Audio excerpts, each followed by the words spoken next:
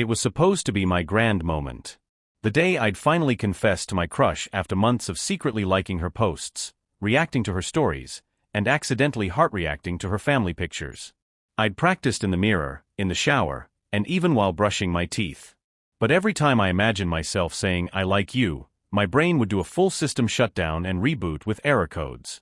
My tongue would tie itself into a sailor's knot. So naturally, I turned to the only being that had never let me down, Siri. Yes, the robotic queen of misunderstood commands. I thought, why not let Siri help me rehearse? She's emotionless, efficient, and doesn't judge my awkward pauses. I opened the Messages app, hovered over her chat, and held down the Siri button.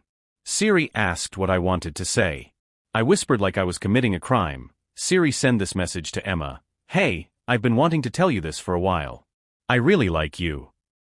Siri responded with her usual chipper tone, ready to send your message to Emma. Hey, I've been wanting to tell you this for a while. I really like your cucumbers. Cucumber? Where the hell did cucumbers come from? I panicked and shouted, cancel, cancel, cancel. Siri coolly replied, there is no message to cancel. But the damage was done. I stared in horror as the message had already been sent. I opened the chat.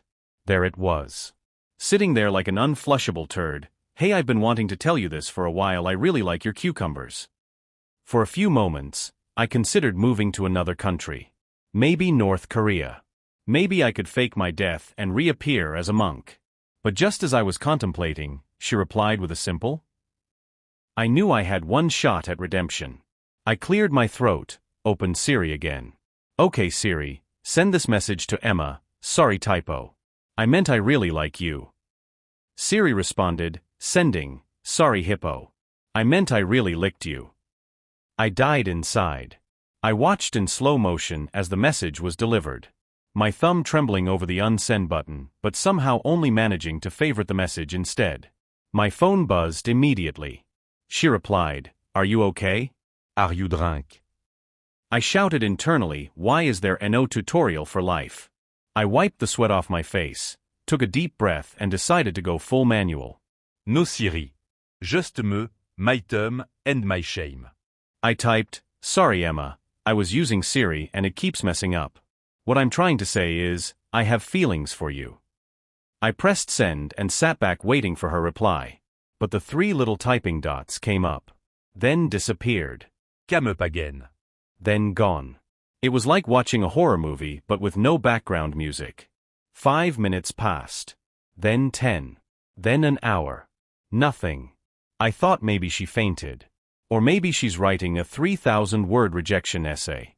I couldn't sit still, so I tried calling her. No answer.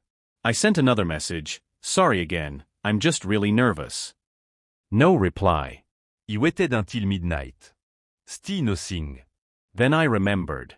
I had her number saved wrong because of an extra digit when I first saved it months ago. I just confessed to an Emma, but not MY Emma. Somewhere out there, a random Emma was reading my robotic confessions about cucumbers, hippos, and licking.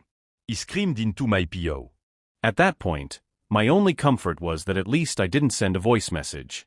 Until I saw a new reply, bro, I don't know who you are but thanks for the laugh. Also, I do have a cucumber garden if you're interested. That's when I knew I'd never use Siri for anything intimate again. That night I resaved MY Emma's number, but never had the courage to text her. The next morning, random Emma sent me a meme of a hippo eating a cucumber. I stared at it for a long time. Maybe the universe doesn't want me to have a girlfriend. Maybe it just wants me to join a hippo fan club.